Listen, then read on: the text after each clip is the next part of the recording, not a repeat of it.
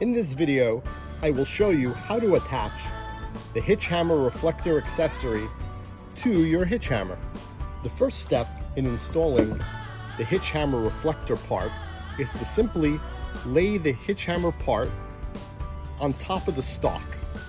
Make sure that the reflector and the HitchHammer logo are pointing in the upwards direction. Step number 2.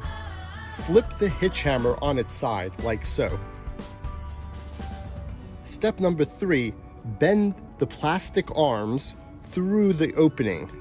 Do this for both sides. Once this is complete, simply flip the HitchHammer back down. In step number 4, you need to clip the tabs here into the openings over here. The easiest way to do this is to simply grab the reflector portion and lift up at the same time, pop the tab into the opening. In the last step, simply secure the part using the provided zip ties. Simply insert through the hole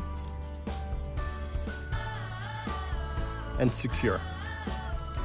Leave about a ½ inch of space. Do not over tighten.